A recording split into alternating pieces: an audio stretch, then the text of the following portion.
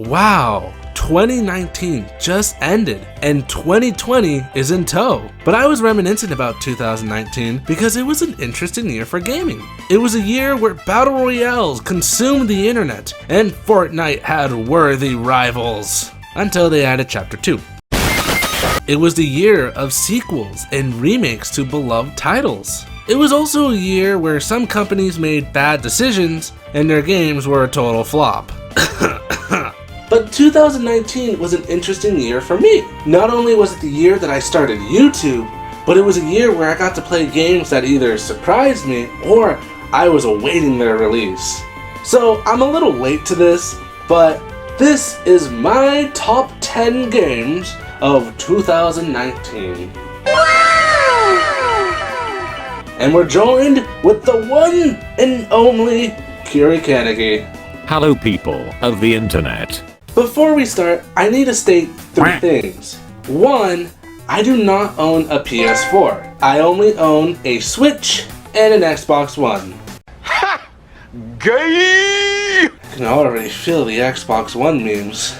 So sadly, there's going to be no PS4 exclusives on my list, such as Death Stranding. Second, I didn't play some of the most popular games of 2019, such as Resident Evil 2 or Sekiro. I understand these are really good games, but I didn't get the time to play them. Doesn't mean I won't play them later though. Lastly, and most importantly, these are my opinions! So please tell me in the comments below, what was your favorite game of 2019? Not only is this a way for me to start discussions about our favorite titles, but a way for me to tally up games to either play on my spare time or on the channel. So, without further ado, let's start the top 10 with number 10. Hold it! Are you a misfortunate rando that just happened to click this video? Well, if you enjoy watching, please hit the like button and subscribe for more. You can also hit the bell, but we all know you're just gonna refresh your recommendations. But please help me reach my biggest goal this year of 1K. Hefty goal. Now, that's enough time out of me, so back to the video.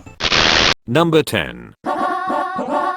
When Nintendo released the original Mario Maker for the Wii U, they hit a gold mine, and it was a no-brainer that they would bring it to their latest console. Mario Maker 2 carries on the baton of what makes Mario Maker so fun, but with a little more to it. Nintendo came packing with more knickknacks to build with, a whole new level design based on Mario 3D World, and a story mode. But Mario Maker 2 is so high on my list just because for every pro, there's a con. Such as no more amiibo support in Mystery Mushrooms, something I always enjoyed from the original, but they added in the Master Sword power-up where you play freaking Link in a Mario game, adding more creativity to platforming and puzzles, or all the cool new toys to build levels with, like slopes and the swirly whirlies. Yet 3D World limits crazy contraptions, and I'm talking about my Bowser Jr. 3 Goomba Hammer Bro stack. Mwah, delicious. Either way, Mario Maker 2 is a game anyone can enjoy. It lets you become a level designer, player, or both. Except the people who make super challenging levels. Those are some sadistic minds. Right, Kaneki? No, you're just bad. Number 9. Far Cry 5. It is the best game in the series next to 3. They reinvented the formula. The story was so compelling, and the freedom to choose your own path is brilliant. Hold on. Huh? Far Cry 5 came out in 2018. Far Cry New Dawn. But past the overexcitement, Far Cry New Dawn was the first video I made on my channel. Now, would I say to go watch it? No, it's horrible.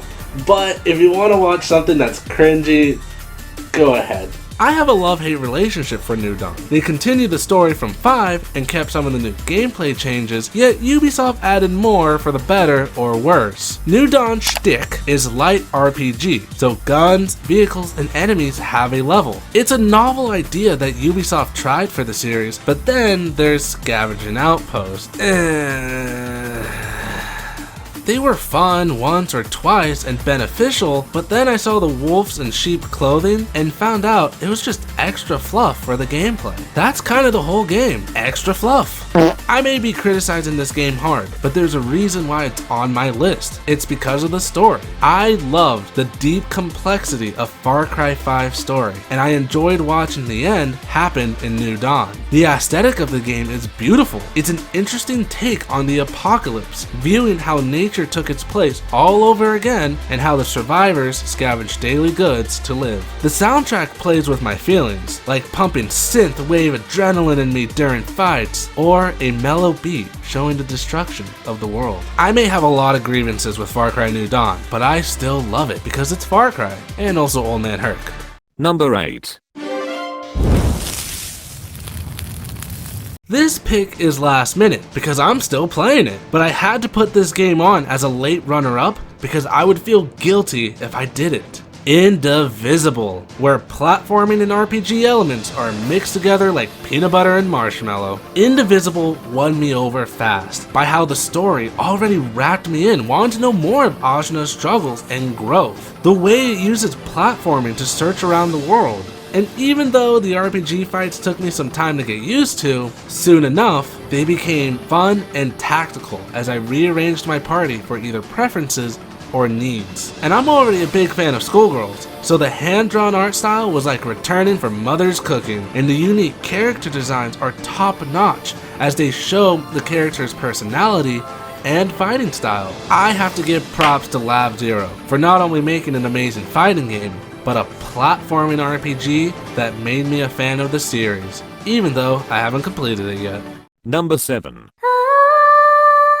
Zelda, Zelda, Zelda. Doesn't that sound familiar? Legend of Zelda Link's Awakening is numero 7 on my list. I wasn't interested in the game at first, until I saw it at the store, and the impulsive buyer in me won. And I don't regret it, because Link's Awakening is so fun to play. I even reviewed it, so shameless plug.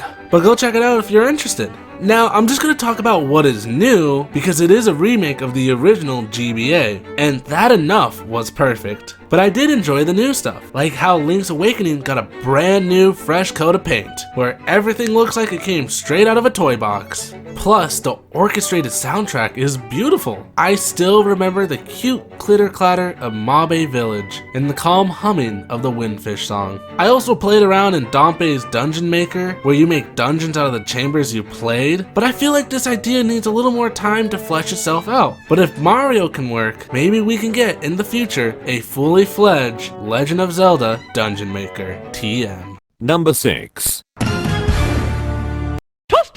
I love fighting games, and 2019's biggest fighting game for me was Mortal Kombat 11, where they continue the good old saying of blood, guts, and coconuts. There's still some problems with it, such as the towers and the crypt, that still annoys me, but I can't deny the cinematography masterpiece of a story Mortal Kombat 11 has, and the gameplay to boot. But since my review, NetherRealm has added in 4 DLC characters, one of which I was super excited for. It's Gotham's Clown Prince himself. Because of Joker, I've been honing my skills and wanting to get better because I love this character so much. He fits so damn well in Mortal Kombat by the wacky yet twisted moveset he has. Oh, and also the fighting is fun. Should have stated that earlier. Number 5. This is super cheating, but I cannot deny my dearest love for Borderlands Game of the Year Edition. I've been a huge fan of the series since 2, yet when I went back to 1, I didn't like it, and I don't know why. But when Borderlands 3 was soon to release, Gearbox dropped a little surprise on us by remaking the original Borderlands. And when I played it, my opinion changed completely. I don't know why I enjoyed this version so much more than the original. It could be the tuned up graphics, or the Borderlands 2 style controls. I can honestly say adding a minimap could be the reason. I have no clue why I had so much fun with Borderlands Game of the Year Edition, but either way, it was great to relive the beginning all over again and still make bad puns. Number 4. I love me them Pokemonsters. Pokemon Sword and Shield, but mainly Shield. I haven't had a chance to express my love for the series, but I've been an avid Pokemon fan since I was a wee lad, and Gen 8 lived up to everything I want to experience in the world of Pokemon. I enjoyed this game from top to bottom, from the new Pokemon, the locations, and the soundtrack. Pokemon Sword and Shield supplied me a full course meal of enjoyment, perfectly ration out all what makes Pokemon so fun to me. I understand there are some problems with the game, like the graphics and the absence of the national decks that kind of turned political at one point. But either way, I explored Galar to my heart's content, catching any new Pokemon I encountered and having the most nastiest Dimmadale wheezing there ever was. Number 3. There is one big aspect I look forward to in a game, a solid soundtrack. And when I find a game whose soundtrack is very catchy, then I know I'm going to have an amazing experience. Such as when I played Cadence of Hyrule. It's another Zelda game on my list, but I couldn't hold back. Everything about this game is fun and different, like moving to the beat on a grid, or the roguelike gameplay where you'll get a different experience every time. I can't deny it, I still bob to this game.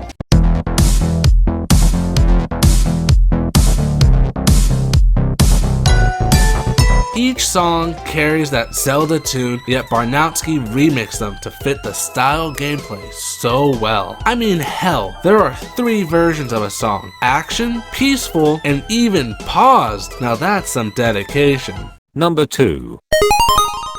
Oh, Way Forward. If I wasn't already a fan of their Shantae series or DuckTales, then River City Girls strengthens it even more. I can never go wrong with a Way Forward game. What seemed like a cool beat 'em up surpassed my expectations with amazing voice acting, a killer soundtrack from Megan McDuffie, and gameplay that will shoot your socks right off. I had so much fun beating my way around town, listening to the techno beats, while trying to solve the riddle of Kunio and Ricky's disappearance. The graphics are phenomenal, going from pixel, animation, and manga. One aspect of River City Girls I stumbled upon due to my idiocy was how perfect the boss fights are. They are so well designed that you do not need health items to beat them, but just patience and persistence. The best part of River City Girls is knowing that I can replay it and have fun without feeling burnt out, and I'm still looking for my Kunio-kun. Number 1. So, you want to hear a story, huh? If you didn't get the hint with number 5, then I'm very surprised. Borderlands 3 is number 1. I couldn't wait for this game to release. I watched the trailer over and over, trying to decipher the game like a madman. And oh boy, when I got my hands on Borderlands 3, it was a glorious moment. BL3 is my favorite game of 2019. It continues what makes Borderlands so well and perfects it even more. The guns are still crazy as hell, dispelling any enemy in your way. The locations are chock full of exploration, and venturing to new planets is a fresh take on the series. And I can't forget the humor of the game, where they make murder seem like a hello. I shut myself in only playing BL3 when it released. Kinda procrastinated videos and life, but it was worth it. And by now, the first DLC has already released, and I fell in love again, already craving more mayhem and loot. That's why my number 1 game of the year is none other than the chaotic RPG looter shooter Borderlands 3. Thank you for watching. This was my first try at a top 10. So if you think I did better than Watch Mojo, tell me in the comments below. Also, if you're interested, I've reviewed some of these games, so I'll leave the links in the description below too. And if you liked the video, please hit the like button and subscribe and help support me to reach my goal of 1K. Now, this is enough top 10 for the day, so like always, have an amazing day and goodbye.